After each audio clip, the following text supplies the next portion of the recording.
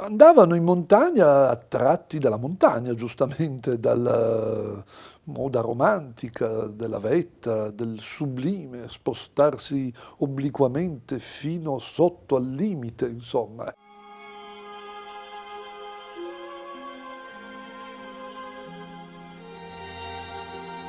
E diciamo che questo albergo, nato negli anni 50 dell'Ottocento, è proprio sublimine, è proprio sotto la Gran Becca, sotto la Gran Tor, come viene anche chiamata.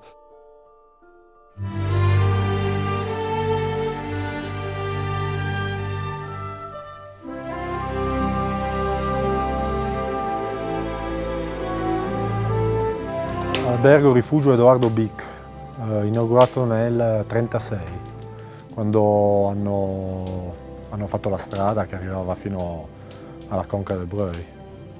Erano 13 fratelli, tra cui mio nonno, e hanno aperto questo albergo rifugio che hanno gestito fino intorno agli anni 45. Poi per varie vicissitudini hanno dovuto venderlo e mio nonno aveva dei terreni proprio in questa zona. Il papà era molto dispiaciuto di dover andare via da Cervinia, che è il posto dove è nato. Papà era il primo nato a Cervinia. Dico sempre, prima di lui solo le mucche negli alpeggi.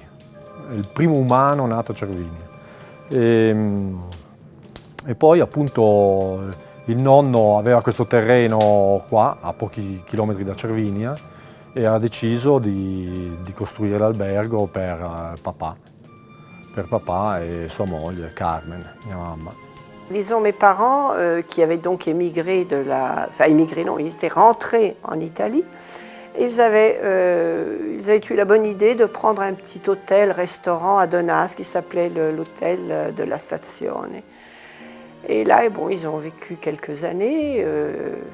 Moi, entre-temps, je m'étais mariée. J'avais un enfant. Nous étions à la recherche d'une solution pour vivre. Poi, prima di venire qua, nel 72, hanno gestito per 4 anni e aperto il ristorante Le Grenier à Saint-Vincent. Ben, mes parents avaient immigré très très jeunes. Mon père était presque né à Paris. Et puis à l'âge où l'on se marie, il avait cherché une épouse en Vallée d'Ost. Il avait trouvé une jeune fille de Donas. Ensuite, ils étaient rentrés à Paris. Et mon père avait ses parents qui avaient une petite échoppe où ils vendaient des produits alimentaires, un tout petit restaurant. Et entre autres, ils faisaient régulièrement des boudins et des saucisses. Et puis, ils servaient des plats de la cuisine valdôtaine, bien toujours la Polente, bien entendu. À l'époque, les plats, c'était plutôt une cuisine assez pauvre et restreinte, mais enfin, les Valdôtains étaient à la recherche de ça, parce qu'ils avaient beaucoup de nostalgie du pays. Et alors, ils avaient tout de même un certain succès. Et ça se passait à Levallois-Perret. Ma torniamo agli anni 70, quando Carmen e Maurizio Bic gestivano il ristorante Le Grenier à Saint-Vincent. On a géré ce restaurant pendant 8 ans avec beaucoup de succès. C'est là que, disons, le gastronome bien connu, Veronelli, nous a découvert et a découvert surtout la soupe à la Valpellinense, qu'à l'époque, on trouvait que c'était un plat un peu trop rustique pour être présenté à notre clientèle. Et alors, parce qu'à l'époque, on commençait à manger du saumon, on commençait à connaître un peu les pâtes. Et alors, disons qu'on ne jugeait pas utile de le faire connaître à notre clientèle. Et puis Véronel, par contre, il s'est exclamé, il a dit non, c'est dommage, mais non, c'est un plat qui, à mon avis, aura beaucoup de succès. Mio papà era un grande intrattenitore,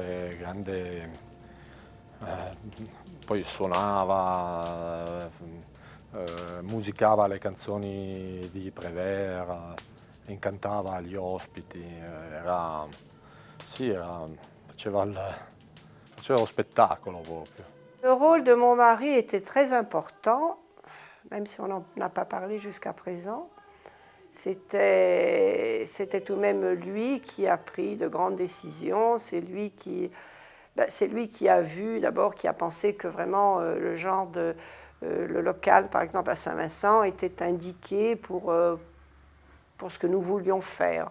Parce que lui, il avait d'une part envie de faire de la restauration, en même temps il avait envie d'être animateur. Faceva lo spettacolo proprio. Il cliente tornava proprio anche per lui, per questo suo carisma. On est resté pratiquement 8 ans. Et puis entre-temps, on avait commencé à construire notre hôtel. Et tout ça nous a pris une dizaine d'années. C'était un endroit effectivement isolé, c'était mal commode, mais d'autre part, c'était ce que nous avions. Nous n'avions pas les possibilités de nous installer à Cervinia parce que déjà à l'époque, les prix avaient flambé.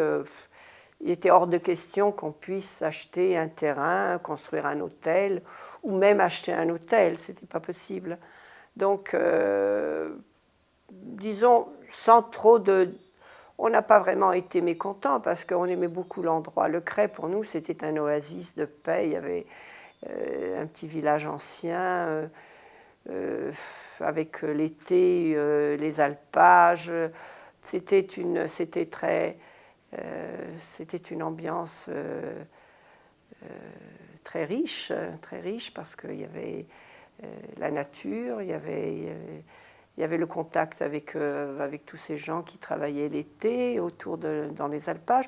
Non, c'était très agréable. Non è stato automatico perché anch'io all'inizio avevo altre ambizioni, mi sarebbe piaciuto diventare un grande fotografo. Comunque questo mestiere mi ha comunque permesso di coltivare le mie passioni. Perché di tempo libero ne abbiamo tanto nei periodi di bassa stagione, anche se sì, l'albergo impegna moltissimo, perché se si vuole offrire sempre qualcosa di nuovo, questo costa impegno. Io ho frequentato la scuola alberghiera che ho finito ormai da 2 anni e l'ho scelta di mia iniziativa. Visto l'albergo di mio padre, pensavo a uno sbocco lavorativo qua e questo lavoro permette di avere del tempo libero e di portare avanti altri discorsi. Oui, bien sûr, j'y compte. Ah oui, ça fait partie de mes rêves. J'aimerais pouvoir voir la suite. Si, j'espère vivement. Il est encore jeune. C'est un peu... La passion ne vient pas tout de même aussi vite, hein. Il faut lui donner du temps. Prima diciamo che escludevo totalmente l'idea di poter gestire questo albergo perché, fra virgolette, un po' lo odiavo, perché mi portava via mio padre, insomma. Invece adesso sono cresciuto e credo che ci sia una possibilità per lui. Ma all'inizio ho vissuto male il fatto che mio padre avesse questo albergo perché insomma non passavamo del tempo assieme, lui era sempre impegnato, io invece insomma, potevo venire su solo il weekend o nelle vacanze che erano comunque i giorni in cui lui lavorava di più. E invece adesso non lo patisco più e andiamo d'accordo, stiamo bene. Ho 3 cugini.